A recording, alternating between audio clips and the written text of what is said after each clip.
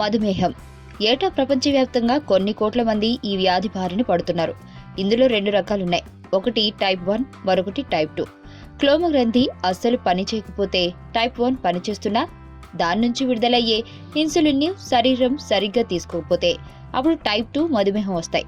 అయితే ఏది వచ్చినా ఆయా వ్యక్తుల శరీరాల్లో గ్లూకోజ్ ఎప్పుడూ రక్తంలో ఉండాల్సిన పరిమాణం కన్నా ఎక్కువగానే ఉంటుంది.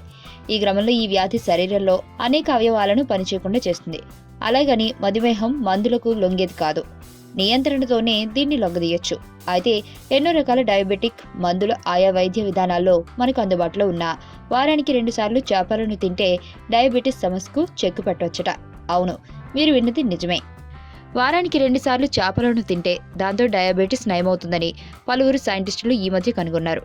వారానికి 500 మిల్లీగ్రాముల ఒమేగా 3 ఫ్యాటీ యాసిడ్లను ఆహారంలో భాగంగా ఇచ్చారు. నిజానికి ఈ ఒమేగా 3 ఫ్యాటీ యాసిడ్లు అనేవి మన శరీరానికి కావలసిన ముఖ్యమైన పోషకాలు.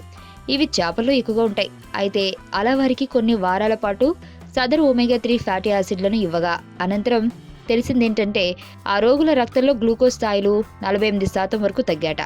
అంతేకాదు, డయాబెటిస్ వల్ల వచ్చే కంటి, మూత్రపిండ సమస్యలు దాదాపు చాలా వరకు తగ్గాయని సదరు పరిశోధకులు చెబుతున్నారు. వారానికి కనీసం 2 సార్లైనా చేపలను తింటే దాంతో మన శరీరానికి పైన చెప్పినట్లుగా ఒమేగా 3 ఫ్యాటీ యాసిడ్లు పుష్కలంగా లభిస్తాయి. దీంతో షుగర్ అందుబాటులోకి వస్తుంది. చూసారుగా, చేపలను తినడం వల్ల ఎంతటి అద్భుతమైన ఉపయోగం తెలిసిందో. కనుక చేపలను మన ఆహారంలో భాగం చేసుకుంటే మంచిది. దాంతో షుగర్ మాత్రమే కాదు, ఎన్నో అనారోగ్య సమస్యలు దూరం అవుతూ ఉంటాయి. మరి చేపలను తినని వారి సంగతి ఏంటి? లేదు, ఖచ్చితంగా తినాల్సిందే. తింటేనే మంచిది.